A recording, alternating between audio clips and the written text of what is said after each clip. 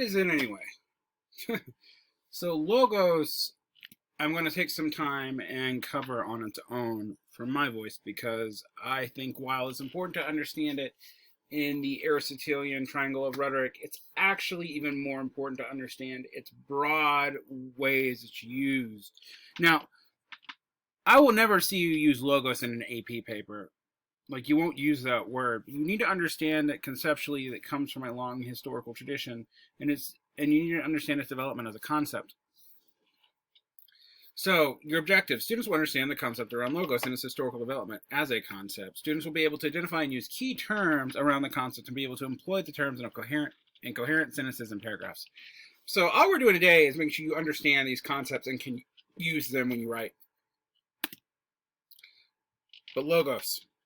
Logos is arguably the most important part of the rhetorical triangle developed by Aristotle in Ars Rhetorica. So you will often hear the rhetorical triangle listed as speaker, audience, argument, or speaker, audience, text. All right, and sometimes you'll hear it referred to as logos, pathos, ethos.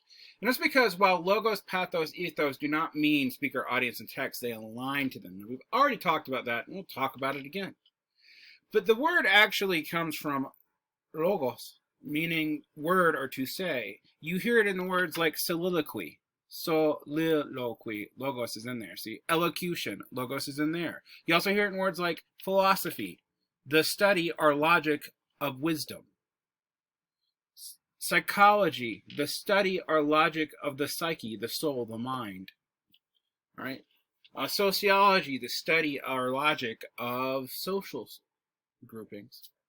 But logos is all throughout English. Like, we have it in these root words all the time, but it's also an important concept in philosophy, religion, and rhetoric. And it can mean a bunch of different things. It can mean just word in Greek. It can mean a plea. It can mean an opinion. It can mean a speech, an account, a reason, a discourse, a proportion in math, rationality itself, logic, and sometimes it's even listed as one of the manifestations of parts of the Trinity in Christian thinking. It's a big idea, guys. All right, logos continued. Logos as a philosophical concept did not begin with Aristotle, but with an even older pre-Socratic philosopher, Heraclitus. Now, Heraclitus wrote before even Socrates, and guess what we don't have a lot of? His work. He's mentioned by other writers, and we have fragments.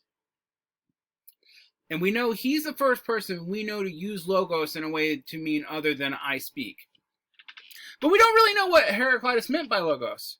It is implied that there's a relationship between the structure of the world and language, and he may have been saying something like math, like the world has a deep structure, like a mathematical structure, and it works like our language does, because math is also a universal language, right? It's a quantitative language. Now, I'm not going to go into what that means right now, but it means something.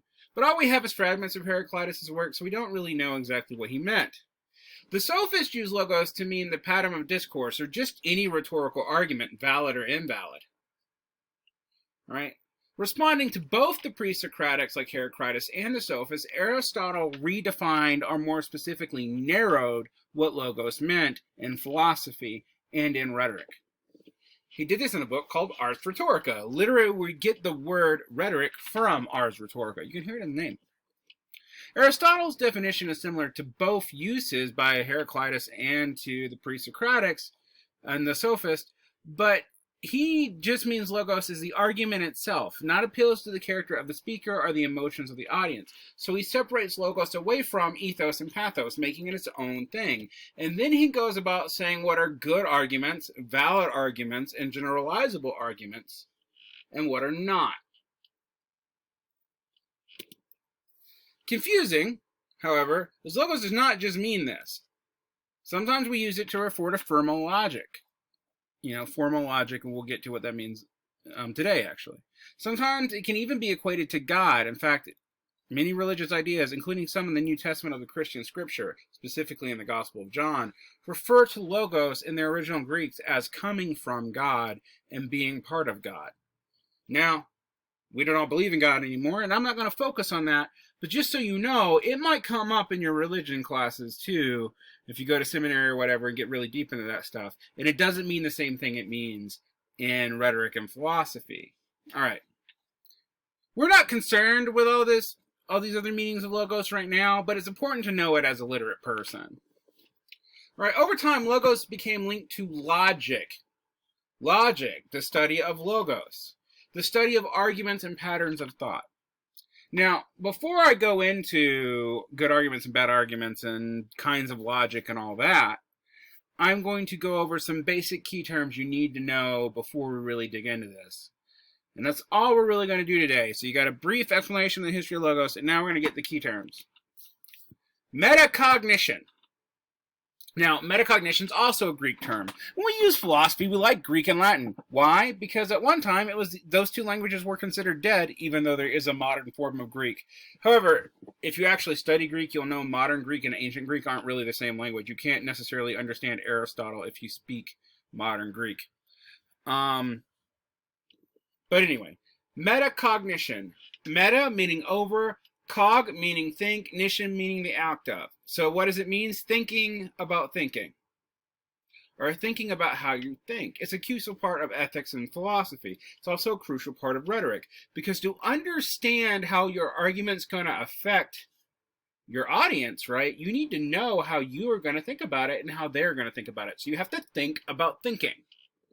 Before we can talk about formal logic, sociological logic, rhetoric, or other kinds of ways to approach thinking, we need a few basic definitions about thinking. So, divergent thinking. Divergent thinking is a thought process or method used to generate creative ideas by exploring many possible solutions. So, if I'm asking you to divergently think, I'll say, like, come up with an answer for this problem. Here's 3 toothpicks, some marshmallows, build me a tower.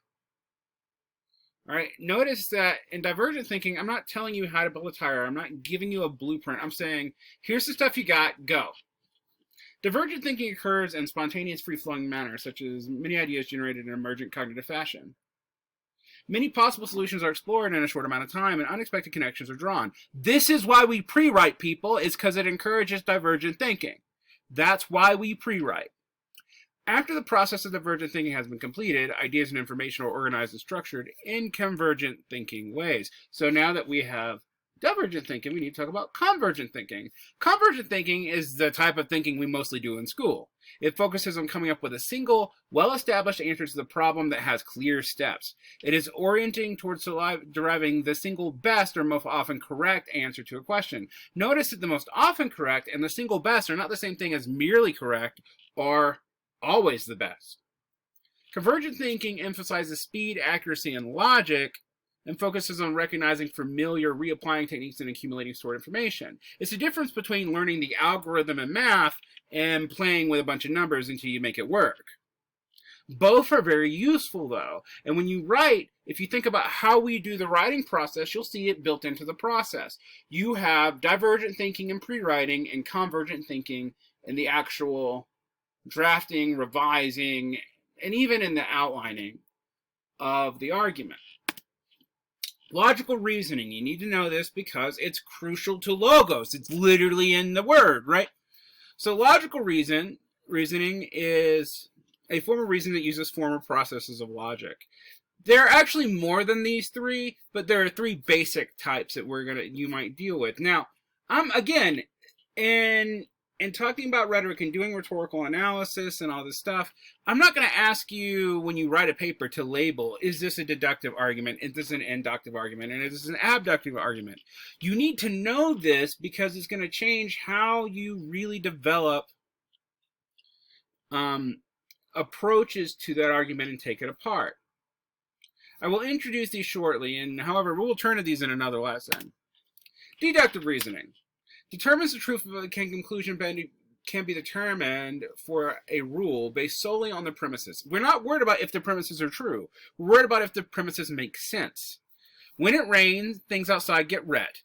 The grass outside is wet, therefore, when it rains, the grass gets wet. All right? That's a philosophical argument. Definition: when it rains, stuff gets wet. The grass outside is wet, therefore, the grass gets wet. Now, if I tried to argue, though, the grass is wet, therefore it rained, I might be wrong, because there's excluded logic in the premises. But if I said the grass is wet and it rained, therefore the grass gets wet, I have a pretty sound argument. Now, 1 plus 1 equals 2 is also a kind of deductive reasoning. The definition of one is one thing. The definition of another one is one other thing. You put them together, you have two things. That's deductive reasoning. Confusingly, when you read Sherlock Holmes,